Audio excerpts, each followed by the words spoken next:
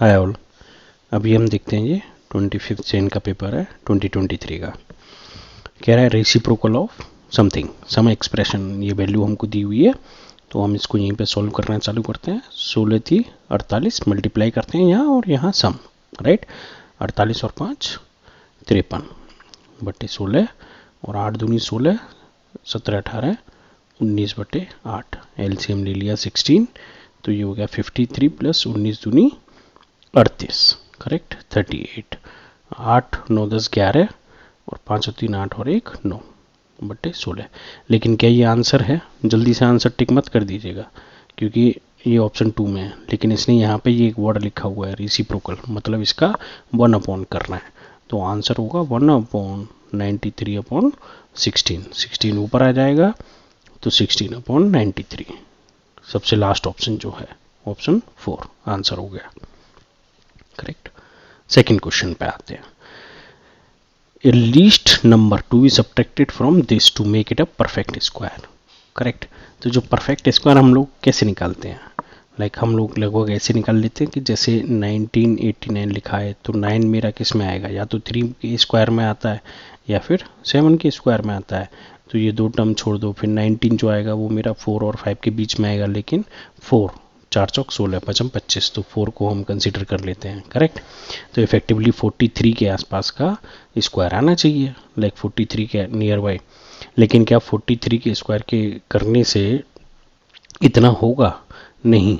तो इसको चेक करने के लिए हम लोग 45 भी देख सकते हैं, 44 भी देख सकते हैं, क्योंकि नियर बाई देखना है मेरे को, तो मैं डायरेक्टली 44 का ही देख लेता हूँ, क्योंकि मुझे मालूम भी है कि 44 का आंसर ही आएगा यहाँ पे। 4 चौक 16 1, 4 चौक 16 16 32 हो गया, तो 1 33, 4 चौक 16 17 18 19, तो 1936।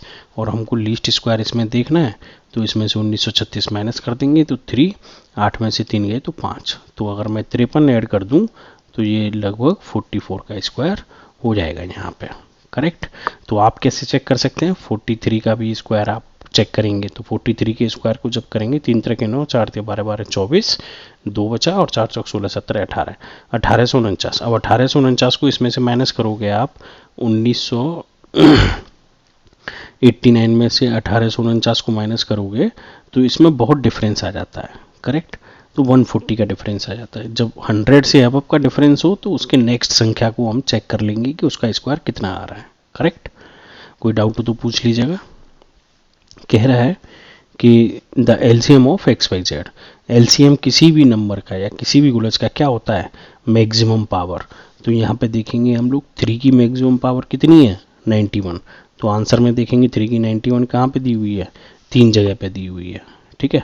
अलग अलग कलर से देख लेते हैं। अब 5 की मैक्सिमम पावर कितनी है? तो 5 की मैक्सिमम पावर है 76। आंसर में देख लेंगे 76, ये आंसर तो पहले गलत हो गया था मेरा। अब 76 कहाँ पे आ रहा है? यहाँ पे भी आ रहा है, यहाँ पे भी आ रहा है, तो ये आंसर गलत हो गया। अब 2 आंसर बचे मेरे पास, करेक्ट। अब हम वापस से कलर बदल लेते हैं यहाँ 7 की पावर 12, 7 की पावर 9, और इसमें 7 की पावर है ही नहीं, तो कौन सा आएगा? 7 की पावर 12, 9 वाला या 12 वाला, तो आंसर कौन सा सही हो गया आपका? 4th। आगे बढ़ना ही नहीं है, जल्दी जल्दी लाइक टाइम बचाना है ना, करेक्ट। तो फिर वापस से हम लोग अपने पुराने पेन पे आ जाते हैं। हमसे कह रहा है ये 5/3 something something, then the value of this. अब x कहाँ दिया हुआ है? यहाँ, तो उसके लिए ये एक्सप्रेशन सॉल्व करना पड़ेगा। तो मैं कह लेता हूँ कि 5/3 इक्वल्स टू y, करेक्ट। तो इसको अगर मैं y मान लूँ तो अगर इसका स्क्वायर कर दूँ तो 25/9 कितना हो जाएगा मेरा? y square. तो वही तो लिखा है यहाँ, तो अपन सॉल्व करते हैं। 5/3 की पावर -5 सॉरी, तो y की पावर 5 एंड y की पावर -11, और ये कितना लिखा है? y स्क्वायर की पावर 4x, करेक्ट। जब बेस सेम हो तो पावर ऐड हो जाती हैं, ऐड मतलब यहाँ माइनस साइन के साथ है तो -11, और पावर ऊपर हो तो मल्टीप्लाई, तो 2 4 दूनी 8x। अब बेस सेम है तो कंपेयर कर लेंगे, 8x इक्वल्स टू 11 5 16, लेकिन माइनस का, तो x इक्वल्स टू -2। अब हमसे वैल्यू किसकी पूछी हुई है? 5x³ प्लस 3, तो 5 -2 का क्यू। अब माइनस के साथ है तो माइनस ही आएगा, 2 दूनी 4 दूनी 8, 8 पॉइंट 40, माइनस का 40 प्लस का 3, आंसर हो गया माइनस का 37, करेक्ट। इस क्वेश्चन को जैसे मैं सॉल्व करता जाता हूँ, सारे क्वेश्चंस को आप पॉज करके अपने से करिएगा, तब आपको पता चलेगा कि कितना आप कर पा रहे हैं। Correct. x is the product of two integer between -5 and -8। तो -8 से आगे बढ़ेंगे तो -7 -6 फिर -5, तो इन दोनों का प्रोडक्ट कितना हो गया, 7 के 42 माइनस माइनस प्लस, तो ये हो गया x की वैल्यू। करेक्ट। फिर हमसे कह रहा है y is the sum of integer between -19 to 12। Between बोल रहा है इसीलिए इन दोनों को ऐड नहीं किया है। ठीक है। तो -19 से आगे कितना आएगा, -18 -17, ठीक है, -16 -15 -14 -13 -12। करेक्ट। तो ये दोनों नंबर को तो इंक्लूड करेंगे ही नहीं हम, बाकी के नंबर का ऐड कर लेंगे। ठीक है। तो आपका यहाँ पे 14 और 16 कितना हो गया, 30, और 17 और 13 फिर से 30, ये सब माइनस माइनस का हो रहा है 30, और 18 और 15 33, तो 30 + 30 + 33 इफेक्टिवली 30 30 60 और 90, लेकिन माइनस का, क्योंकि सारी डिजिट किस में है, माइनस में। तो हमसे कह रहा है what is the value of x + y, तो माइनस का 93 और प्लस का 42, तो 3 में से 1 गया, 3 में से 2 गया तो 1, और 9 में से 4 गया तो 5, माइनस का 51। तो आंसर कौन सा सही हो गया, 4th। जैसे क्वेश्चन बोल रहा है करते जाइए। For what value of x m will be the trinomial. Trinomial मतलब सिर्फ 3 ही डिजिट हों, जैसे इसमें इन्होंने 4 दे रखी हैं यहाँ पे, 1 2 3 4, लेकिन हमको 4 नहीं चाहिए, हमको कितनी चाहिए, सिर्फ 3। ट्राइनोमियल बोला है, त्रिपद। करेक्ट। तो m की क्या क्या वैल्यू हो सकती है, अगर m की वैल्यू आप 0 रखो, y की पावर 0, तो इसका मान कितना होता है, 1 होता है। तो इफेक्टिवली कितना हो गया, 2y³ 3y² + 4 × 1, क्योंकि m की वैल्यू तो मैंने 0 रख दी, और उसके बाद +5। करेक्ट। और 5 और 4 9, ये ऐड हो जाएगा, तो इफेक्टिवली क्या हो जाएगा, ये त्रिपद, ये दोनों पद आपस में ऐड हो गए। अब एक तरीका तो 0 पावर वाला हो गया, तो आंसर में वैसे एक ही दे रखा है, तो आंसर आप टिक कर सकते हो 4th, लेकिन फिर भी अगर आपको चेक करना है तो 2। अब जैसे ही मैंने यहाँ पे 2 लिखा, तो इफेक्टिवली क्या हो गया, 4y² + 5। अब y² इसमें ऐड हो जाएगा, तो दोनों को मिलके एक पद ये बन गया। फिर आप लिख सकते हो 3, जैसे ही आप 3 लिखोगे तो 2y³ + 3y² + 4y³ + 5। अब ये दोनों ऐड हो जाएंगे, तो ये क्या बन गया, 6y³ और 3y² + 5, तो इफेक्टिवली 3 पद रहे। करेक्ट। क्वेश्चन नंबर 7 पे आते हैं। A sum of money double itself a certain rate of simple interest. Correct. तो सिंपल इंटरेस्ट में हमको इंटरेस्ट मिलता जा रहा है। ठीक है।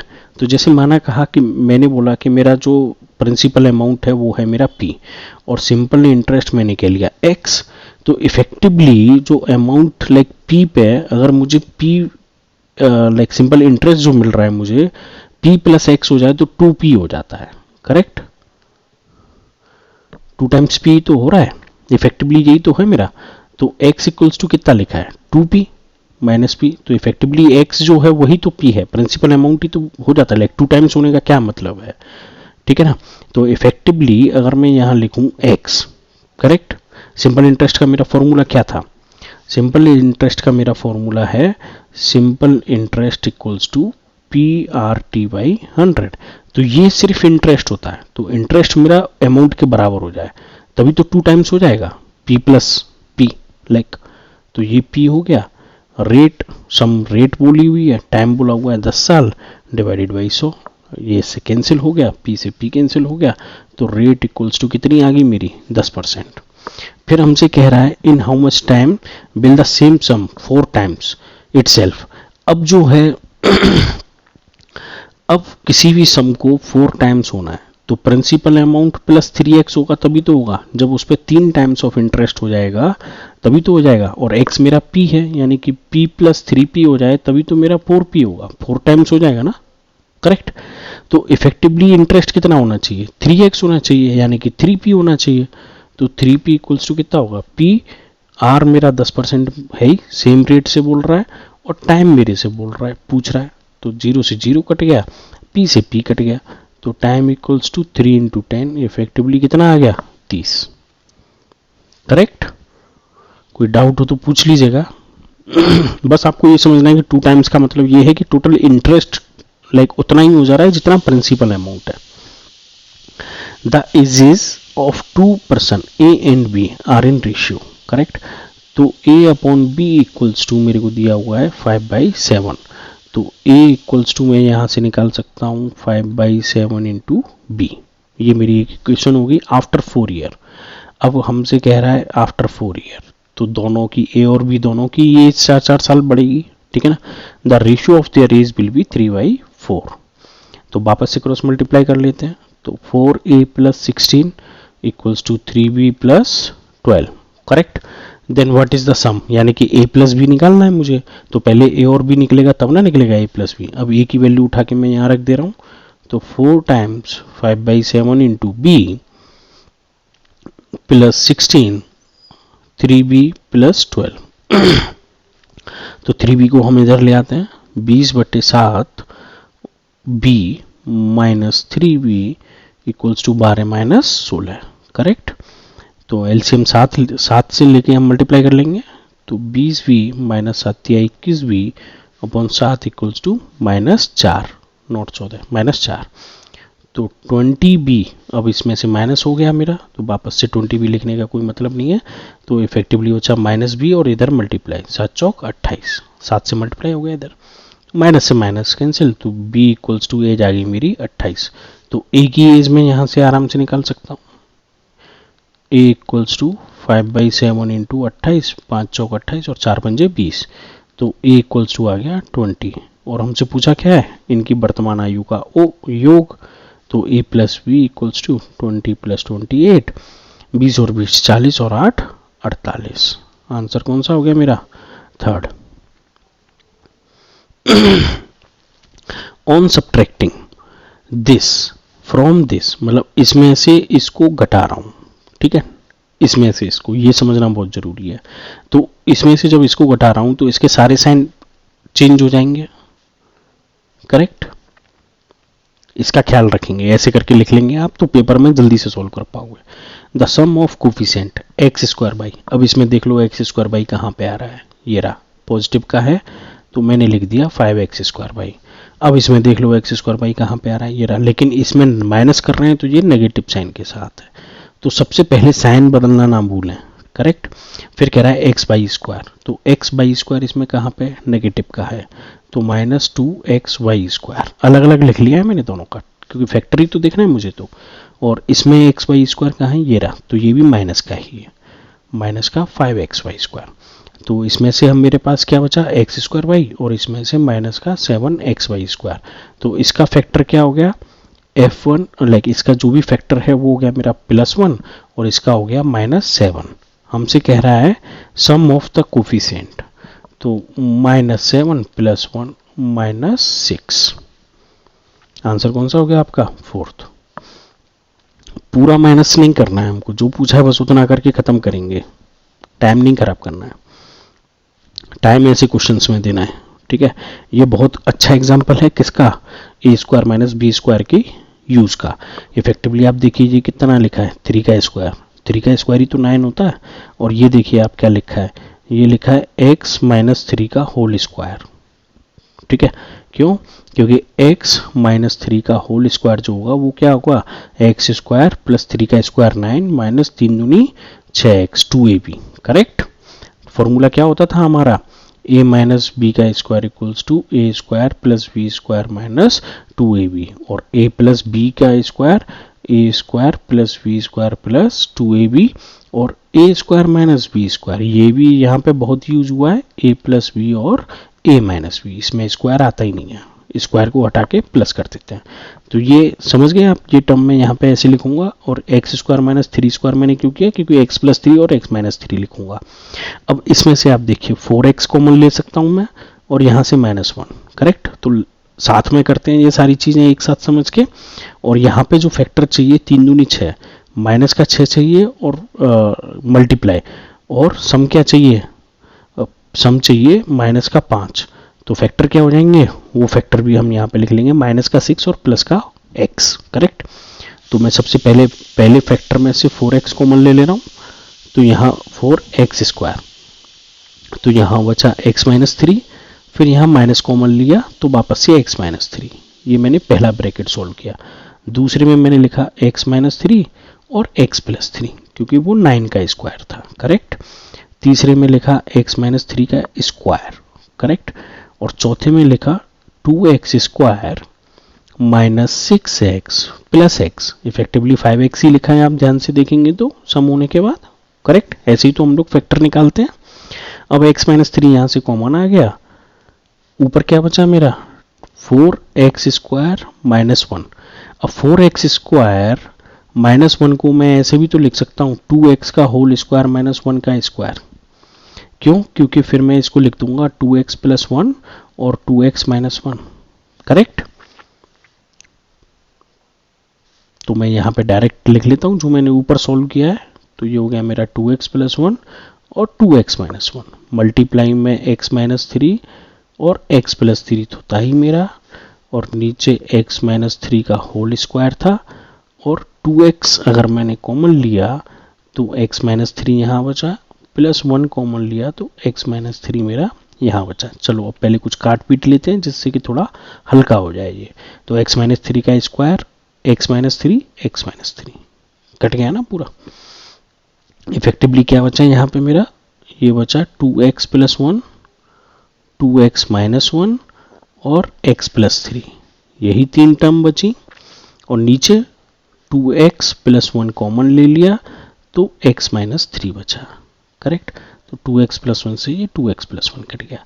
तो फाइनल जो आंसर आया 2x minus 1 x plus 3 upon x minus 3, correct answer 2। बस ट्रिक्स लाइक आप कैसे अरेंज कर पा रहे हो, कौन सा फॉर्मूला कहाँ लगा पा रहे हो, बस वो सीखना है। Side A B of a parallelogram A B C D is produce to point E. एक कोई पैरेललोग्राम हमको यहाँ पे दिया हुआ है, करेक्ट। अब इसकी एक साइड को मैं कहाँ तक ले गया, ई तक, नाम है A B C and D. फिर कह रहा है B A D x, B A D ये मुझे दिया हुआ है एक्स, ए डी सी मुझे दिया हुआ है 50, और बी सी डी ये हमको दिया है वाई, ये हमको नहीं भी दिया होता तो भी हम क्वेश्चन कर लेते। एंड सी वी ई यानी कि ये बाहर वाला, ये हमको दिया है जेड, करेक्ट। अब हमसे x plus y plus z पूछा है, लेकिन हमको ये ए बी सी डी क्या है, पैरेललोग्राम। पैरेललोग्राम की क्या कंडीशन होती है, angle A should be equals to angle C और angle B equals to angle D, मतलब आमने सामने के एंगल इक्वल होते हैं। तो यहाँ से x इक्वल्स टू वाई आ जाएगा, और 50 डिग्री जो है वो मेरा हो गया एंगल बी, करेक्ट। इतना हो गया मेरा। अब एंगल बी, अब आप देखिए कि यहाँ पे मैं चेंज कर लेता हूँ, ये हो गया 50 डिग्री, और इस टोटल का सम कितना होता है 180, करेक्ट है ना। तो z नहीं निकाल सकते हम लोग, निकाल सकते हैं 180 माइनस 50, तो z इक्वल्स टू 130। और पैरेललोग्राम में आपको एक कंडीशन और पता होगी, angle A plus angle D equals to कितना होता है 180। क्यों होता है, क्योंकि पैरेलल लाइन वाला कंसेप्ट अगर आपने देखा हो तो इंटरनल एंगल का सम कितना हो जाता है 180। इसको थोड़ा सा मैं बड़ा बना के समझा देता हूँ यहाँ पे।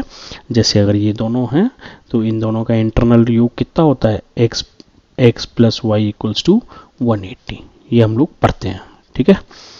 तो उसी को यूज करते हुए मैंने angle A plus angle D ये दोनों 180 लिखा। तो यहाँ से मैं एंगल ए यानी कि x 180 माइनस 50 यानी कि 130। आप देखिए x जो है वो 130 आ गया, जो y है वही z है, करेक्ट। तीनों ही मेरे 130 आ गए। तो x plus y plus z यानी कि 130 130 और 13 26 13 3 39। आंसर कौन सा सही हो गया, first. Question number 12, point P on line AB। जैसे ही क्वेश्चन बोले तुरंत बना देना चाहिए। पी क्यू इज अ रे, एक मैंने क्यू ले लिया, एक रे बना दी, such that A P Q यानी कि ये वाला हमसे कह रहा है 5a माइनस 2b, और क्यू पी बी इधर वाला 3a plus 2b। Then the value of, कुछ नहीं करना है, एक स्ट्रेट लाइन पे बने हुए टोटल एंगल का सम कितना होता है 180।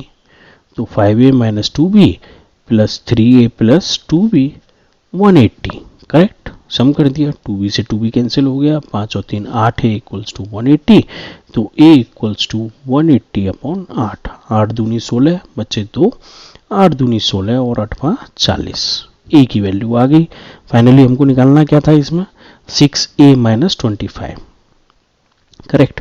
तो 6a माइनस 25 के लिए 6 इंटू 22.5 माइनस 25, 6 पंजे 30, 3 बचा, 6 दूनी 12, 13 14 15, 1 6 दूनी 12 और 1 13 माइनस 25।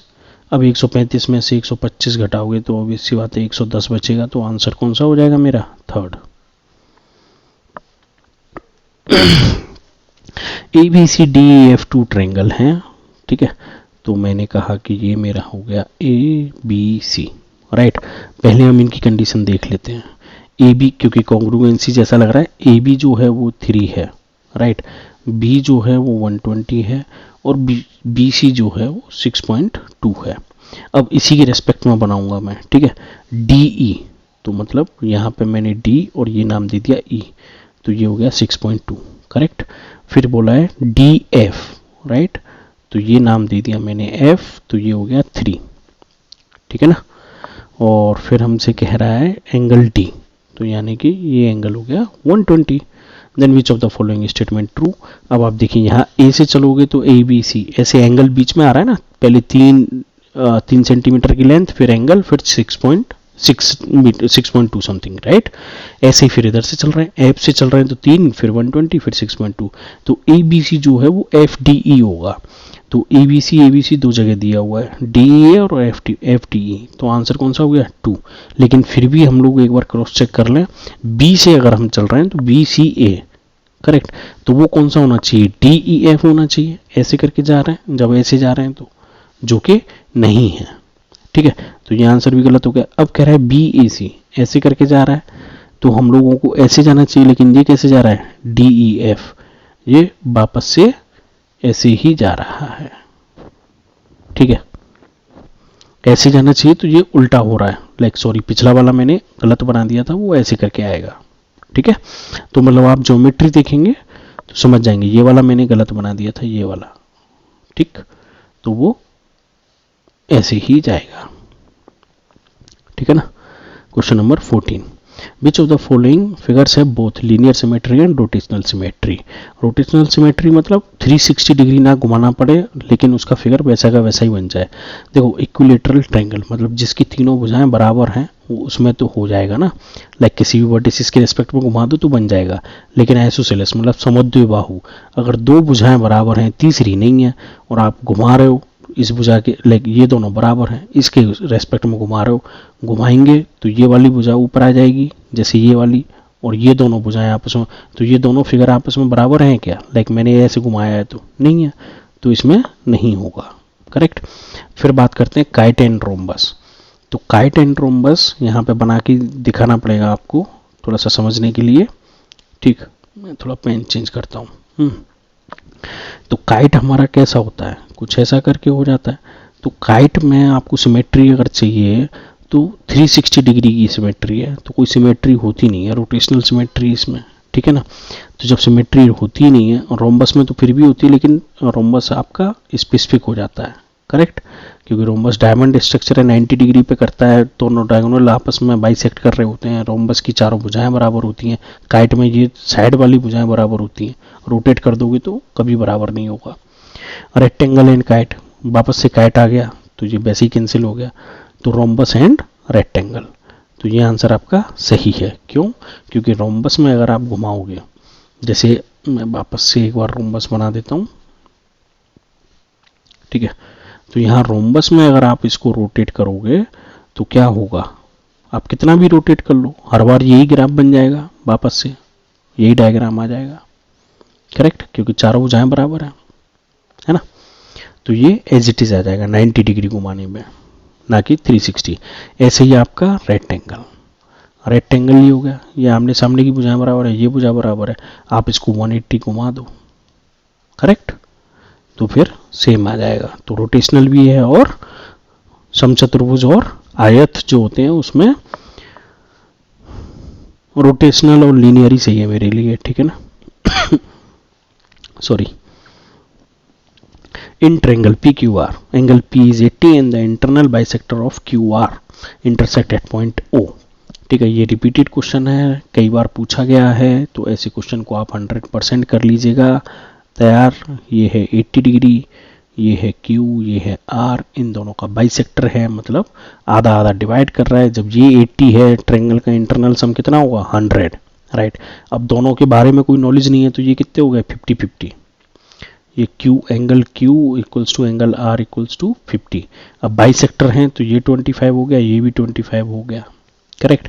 अब इस छोटे वाले ट्रायंगल में आ जाओ, O Q एंड R, तो O Q R में आ गए तो इंटरनल सम वापस 180, तो 180 माइनस 25 दोनों का ये तो घटा दो, तो आंसर कितना आ गया 130। तो एंगल O कितना आ गया आपका 130, ठीक है, जो कि एंगल O जो है वो क्या है X है, ठीक है, इसी को तो X बोला है इसने, QOR।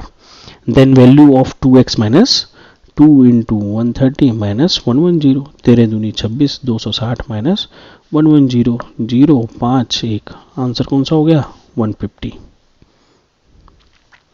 करेक्ट। ये रिपीटेड क्वेश्चन है और लगभग हर वीडियो में, लाइक पिछली जो 1-2 वीडियो हैं उसमें सॉल्व किया है, सेम कंसेप्ट है। इंटरनल ट्रायंगल 50-50 डिवाइडेड बाई 2 और फिर उनके बाइसेक्टर के रेस्पेक्ट में वापस sum of internal angle, total sum of 180, correct. The longest side of right angle triangle is 19 centimeter. Then one of its other two sides are 54. The area of the triangle. Area of the triangle हमेशा क्या होता है 1/2 base into height। अब hypotenuse longest side कौन सी होती है hypotenuse. अब hypotenuse के अलावा जो एक साइड है वो मैं मान लेता हूँ हाइट है, तो मुझे बेस निकालना है मतलब, ठीक है। और बेस निकालने के लिए इन तीनों का एक रिलेशनशिप होता है, हाइपोटेनियस का square equals to base square plus perpendicular square, correct. तो यहाँ पे एच से कंफ्यूज मत होना, ये परपेंडिकुलर है, ठीक है, तो परपेंडिकुलर स्क्वायर है। तो हाइपोटेनियस मुझे कितना दिया हुआ है लॉन्गेस्ट साइड 90, ठीक है, बेस स्क्वायर मुझे निकालना है और परपेंडिकुलर स्क्वायर मेरा 54 का स्क्वायर हो गया। तो 9 नाम 81 00, तो बेस का स्क्वायर प्लस, अब 54 का स्क्वायर तो मुझे नहीं याद है, तो 54 एंड 54, 4 चौक 16, 20 और 20, 40 और 1 41, 4 5 25 और 4 29, ठीक है, 2916। तो इफेक्टिवली वी स्क्वायर कितना हो गया 8100 माइनस 2916, तो 10 में से 6 गए तो 4, 9 में से 1 गया तो 8, यहाँ रह गया 0, यानी कि 10 में से 9 गया तो 1, 7 में से 2 गया तो 5, 5184। अब जो 4 है वो किस में आ सकता है 2 के स्क्वायर में आ जाता है, ठीक है, और 8 के स्क्वायर में आता है, और 51 मतलब अपन क्या ले सकते हैं 7, 7 का स्क्वायर क्या होता है 49, ठीक है, तो लाइक 7 का स्क्वायर 49, तो 72 या 78, तो 72 का देख लेते हैं हम लोग कितना आएगा 72, 2 दूनी 4, 7 दूनी 14, 14 28, 2 7 7 49 और 5 51। तो इफेक्टिवली ये किसका स्क्वायर लिखा है 72 का, तो बी स्क्वायर इक्वल्स टू कितना हो गया मेरा 72। तो जब B sorry not B square, B equals to 72, root ले लिया ना मैंने, तो फिर बस वैल्यू रख दो यहाँ, ट्रायंगल का वो आ जाएगा आपका ठीक है। तो इफेक्टिवली ये कितना हो जाएगा आपका लाइक 2 दूनी 4 और 2 सत्ते 14, तो 27 एंड 72, 7 दूनी 14, 1 बचा मेरा, 2 दूनी 4 और 7 49 और 4 53 और 1 54, 5 बचा, 7 दूनी 14 और 5 19, 1944। आंसर कौन सा हो गया मेरा 4th। क्यों हमने ट्रायंगल के एरिया का फॉर्मूला लगाया जिसमें मुझे पता चला कि एक साइड नहीं है, उस एक साइड को निकालने के लिए एक रिलेशन दिया हुआ है हाइपोटेनियस एंड परपेंडिकुलर, बस हाइपोटेनियस को से साइड निकाल के वैल्यू रख दी।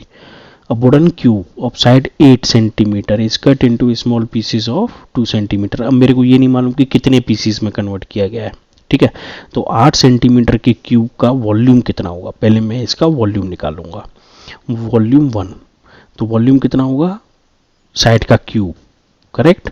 तो 8 इंटू 8 इंटू 8। अब मैं वॉल्यूम 2 निकाल लूंगा। वॉल्यूम 2 मतलब साइड का क्यूब जो छोटा है, 2 इंटू 2 इंटू 2। नंबर ऑफ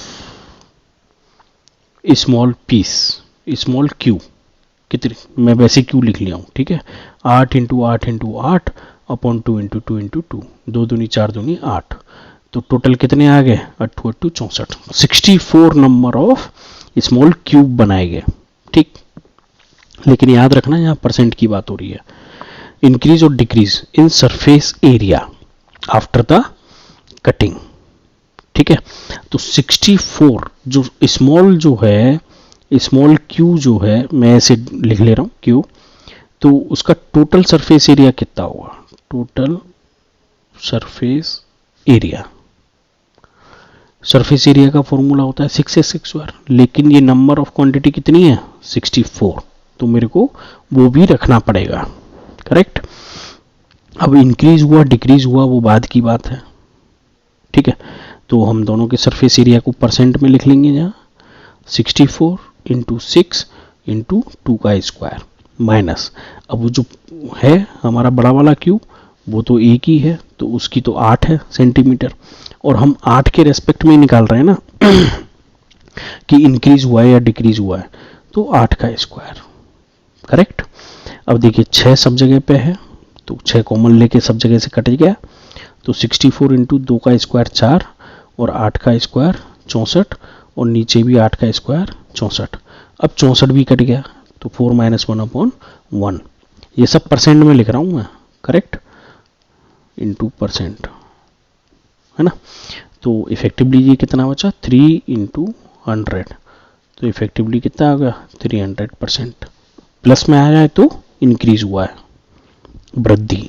अगर ये माइनस में हो जाता तो डिक्रीज होता, ठीक है। 64 से मल्टीप्लाई करना मत भूलना, इसमें हमको ये निकालना पड़ेगा कि छोटे जो क्यूब बने हैं वो कितने बने हैं, और वो कैसे निकलेगा, जो बड़े वाले क्यू का वॉल्यूम है उसको डिवाइड कर देंगे छोटे वाले क्यू के वॉल्यूम से, correct. There is a circular path of width 4 meter inside a circular park along its boundary if the radius of park, हमसे कह रहा है कि एक बड़ा सा पार्क है, इसकी रेडियस है 16, करेक्ट। अब इसमें 4 मीटर का एक रास्ता है, ये बाहर 4 मीटर, करेक्ट, 16, तो ये अंदर वाली की कितनी रेडियस बची 12। अब हमसे कह रहा है ये जो पाथ हमने बनाया है इसका एरिया बताओ, एपी बोल देते हैं इसको। ये कैसे निकलेगा, बड़े वाले सर्कल में से छोटे वाले सर्कल का एरिया माइनस कर दो, खत्म, ठीक है। तो A P equals to pi R1 square minus pi R2 square, correct. तो पाई को कॉमन ले लेते हैं हम, R1 कितना है 16 का स्क्वायर और R2 कितना है 12 का स्क्वायर। क्यों, क्योंकि माइनस करके आ गया ना, ये 4 है तो 16 में से 4 गए तो 12 R2, ठीक है। अब ये ए स्क्वायर माइनस बी स्क्वायर लिखा है, देखो स्क्वायर के चक्कर में मैं कभी पढ़ता नहीं हूँ, तो 16 प्लस 12 करूंगा यहाँ, और 16 माइनस 12, तो पाई की वैल्यू मैं रखूंगा 22/7। अप्रोक्सीमेशन में आंसर निकाल सकता हूँ, ऑल्दो इसने बोल रखा है मेरे से 3.14 समथिंग लेना है, बट ठीक है। 12 और 16 कितना हो गया, 16 17 18 28, ठीक है, और 16 में से 12 गए तो 4, इसीलिए मैंने रखा था कि ये कैंसिल हो जाएगा, करेक्ट। तो 22 इंटू 4 चौक 16, 16 दूनी 32, 3 16 दूनी 32, 33 34 35, अप्रोक्सीमेशन में 352 आंसर आ गया मेरा, जो कि आंसर में कौन सा दिया हुआ है 351.68। उसके लिए आपको 3.14 रखना पड़ेगा, तब एग्जैक्ट आंसर आएगा, ये 22/7 से एग्जैक्ट नहीं आएगा, ठीक है।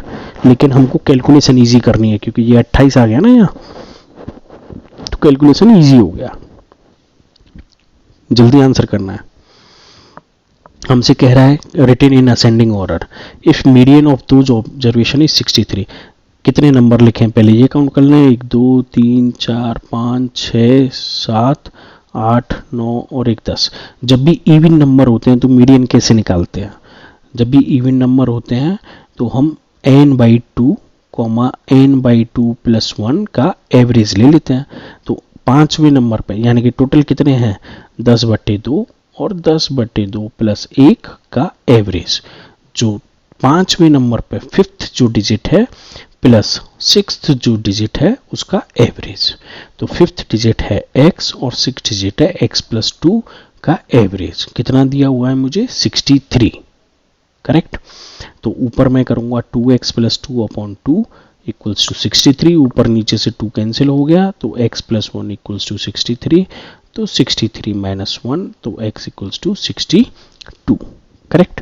देन मीन, अब यहाँ x की जगह आप 62 रखिए, 62 प्लस 2 रखिए, इसको सबको सारी संख्या जो है उनको जोड़िए और उनको जोड़ने के बाद डिवाइडेड बाई क्या कर दीजिए 10, तो इसका सम आता है 614, तो फाइनली आंसर होता है 61.4।